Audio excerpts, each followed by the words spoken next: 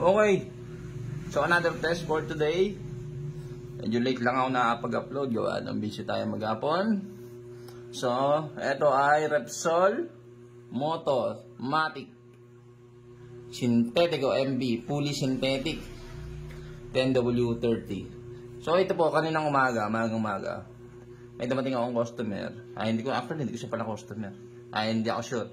Pumunta lang siya dito. Sabi niya, boss, pwede bang pa-testing ng oil? So, ito yung oil na gamit ko, sabi niya. So, ito, pinagtira lang daw niya to. Nag-change oil siya. So, sige, subukan nga ako natin. So, kanya yung oil na yan. Legit naman daw binilan niya, sabi niya. Lazada, last mall. So, yun. Yun yung kwento. So, ito, tira lang niya. So, testingin natin. Pero hindi ko pwedeng sabihin na valid to kasi nga, bukas na to eh. So, invalid test to invalid para sa mga gumagamit nito. Repsol. Okay? Ano to? Jaso MB doon. Ayan mo. May mga date. Tsura. Ayan. Scan nyo na lang. 1, 2, 3 screenshot. So, as usual, testing tayo ng roller natin ng inis. So, inikinis muna natin yan bago natin pang test. And then, proceed tayo sa testing. Yung ating oil pan. So, lalagay tayo. Sabi ko nga po sa mga boss, yung invalid alam niya na invalid. Mamaya sabihin niya na naman, dinaya na naman yan.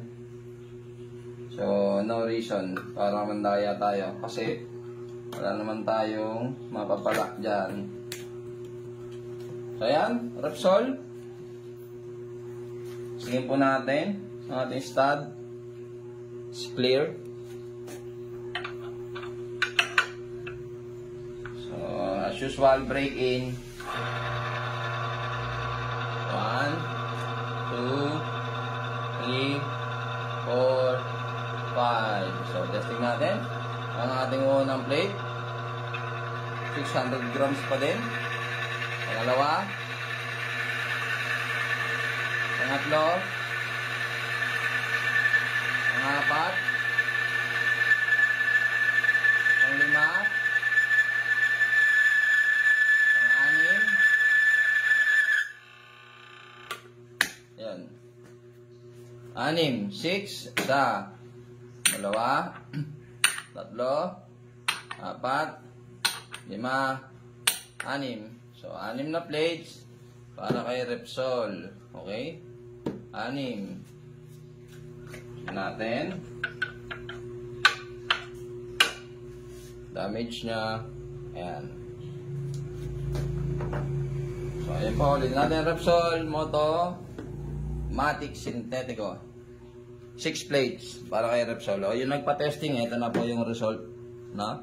Mag-comment ka dyan.